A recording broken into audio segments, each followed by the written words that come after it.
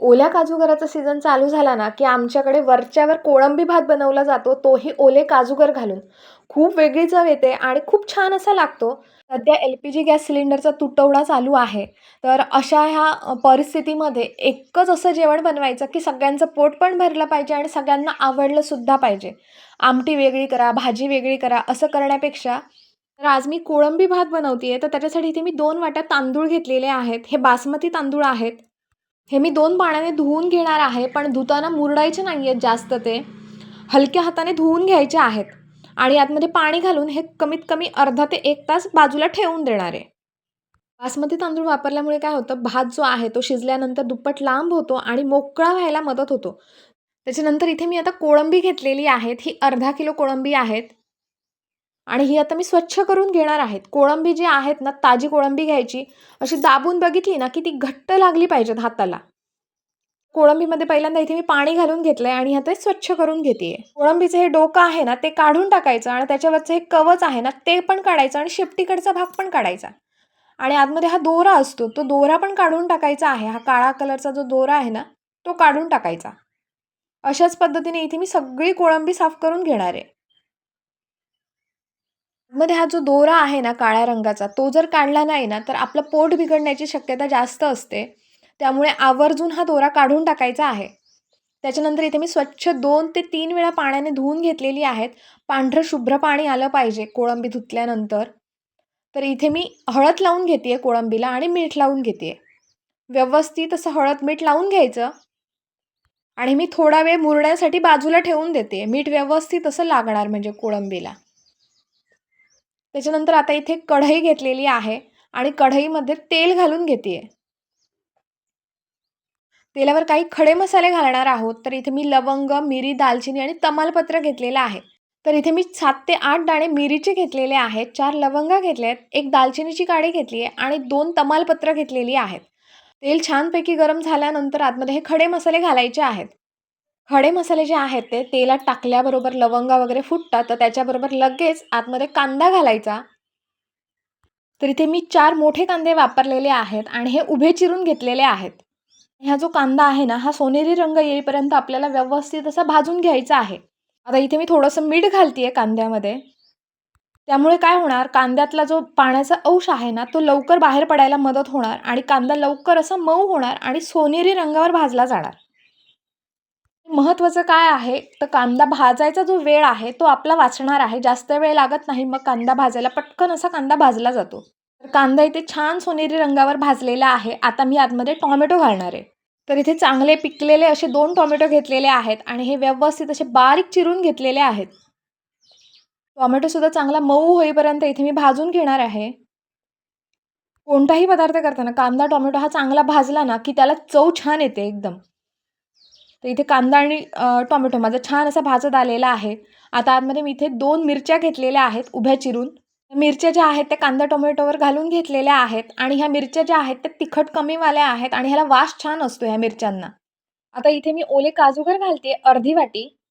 तर ओले काजूगर आहेत ना, ते नेहमी स्वयंपाकात वापरताना थोडंसं असं त्यांना कोमट पाणी घालायचं आणि मग ते वापरायचे. कारण त्याला थोडासा डिंक जर असला ना, तर त्याच्यामुळे आपल्याला त्रास होऊ शकतो. त्याच्यानंतर इथे आलं लसूणची पेस्ट वापरलेली आहे अर्धा चमचा. मिरची पावडर घातलेली आहे 2 चमचे भरून. तुम्हाला तुमच्या आवडीप्रमाणे तिखट कमी जास्त करू शकता. हळद पावडर घातलेली आहे 1 चमचा आणि इथे पुदिन्याची पानं घेतलेली आहेत, ही चिरून घालतीये. कांद्यावर हे सगळे मसाले घालून झाल्यानंतर व्यवस्थित परतून परतून आपल्याला तेल सुटेपर्यंत हे मसाले भाजून घ्यायचे आहेत. छान असं तेल सुटायला लागलेलं आहे या मसाल्यांना. आता इथे मी 1 चमचा भरून बिर्याणी मसाला घालतीये आणि हा मसाला कसा बनवायचा तर ह्याची लिंक मी तुम्हाला डिस्क्रिप्शनमध्ये देत आहे. त्याच्यानंतर इथे मी मालवणी मसाला घातलेला आहे अर्धा चमचा आणि हे सगळे मसाले सगळ्यात शेवटीच घालायचे म्हणजे त्याचा जो वास आहे तो टिकून राहायला मदत होते.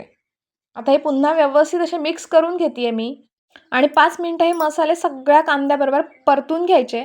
इथे काजूगर पण छान शिजलेले आहेत मसाल्यांबरोबर. आता वर आपल्याला घालायचे आहेत ते म्हणजे कोळंबी. तर इथे मी सगळे कोळंबी घालून घेतेय.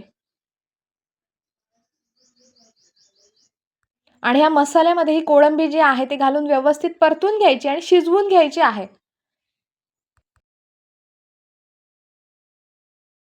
तर आता इथे मी झाकण वर ठेवून व्यवस्थित अशी शिजवून घेतेय. 5 मिनिटं लागतात शिजायला, जास्त वेळ लागत नाही. छान अशी वाफ आलेली आहे आणि इथे ही कोळंबी छान अशी शिजलेली आहे. हा मसाला जो आहे ना थोडासा सुक्का झालेला आहे. तर ह्याच्यामध्ये आता मी काय करणार आहे, इथे मी 1 कप भरून नारळाचा रस घेतलेला आहे, तो घालून घेते आतमध्ये. नारळाचा रस जर वापरायचा नसेल ना, तर आतमध्ये 1 कप भरून पाणी घातलं ना तरी चालू शकतं. पण नारळाच्या रसामुळे काय होते, चव छान येते भाताला. आता वर मी इथे झाकण ठेवलेलं आहे आणि झाकण ठेवून एक वाफ काढून घ्यायची आहे. इथे तांदूळ छान असे भिजलेले आहेत. त्याच्यातलं पाणी सगळं काढून टाकतेय आणि छान अशी वाफ पण आलेली आहे मसाल्याला. हा मसाला जो आहे ना, तो असा जरी खाल्ला ना, तरी चवीला खूप छान असं झालेला आहे. वास पण छान येतोय. तर काय करायचं, आतमध्ये मी इथे बासमती तांदूळ जे आहेत ते घालून घेतेय. तर इथे मी 3 कप भरून पाणी घालतेय, कारण 1 कप मी आधी नारळाचा रस घातलेला आहे. तर टोटल 4 कप पाण्याचा वापर केलेला आहे, नारळाचा रस मिळून. आतमध्ये पाणी घालून झाल्यानंतर पुन्हा एकदा व्यवस्थित असं मिक्स करून घेतेय. आणि वर इथे मी कोथिंबीर घातलेली आहे, बारीक चिरून चांगली मुठभर अशी कोथिंबीर घातलेली आहे. आता वर मी इथे झाकण ठेवलेलं आहे आणि झाकण ठेवून एक वाफ येईपर्यंत शिजवून घेणार आहे हा भात. आणि त्याच्यानंतर आतमध्ये इथे मी मीठ घालणार आहे. तर चवीप्रमाणे इथे मीठ घालून घ्यायचं आहे आणि पुन्हा एकदा व्यवस्थित असं मिक्स करून घ्यायचं. भात थोडासा असा शिजलेला आहे हा. त्याच्यानंतर इथे मी झाकण ठेवून व्यवस्थित असा भात शिजवून घेतेय. तुम्ही कुकरमध्ये सुद्धा हा भात बनवू शकता. त्याच्यासाठी फक्त 2च शिट्ट्या काढायच्या ह्या स्टेपला. पटकन असा शिजला जाणार. तर इथे व्यवस्थित असा पुन्हा एकदा मिक्स करून घेतेय. म्हणजे सगळे जे मसाले जे आहेत ते व्यवस्थित असे भातामध्ये मिक्स होतात आणि छान असा भात आपला बनवून तयार होणार आहे. इथे मी वर झाकण ठेवून व्यवस्थित असा शिजवून घेणार आहे. छान असा शिजलेला आहे भात. फुललेला आहे मस्तपैकी आणि एकदम मोकळा असा होतो हा. सगळे मसाले आणि मुख्य म्हणजे नारळाचा रस घातल्यामुळे चव तर अप्रतिम येते या भाताची. तर इथे माझा कोळंबी भात बनवून तयार झालेला आहे.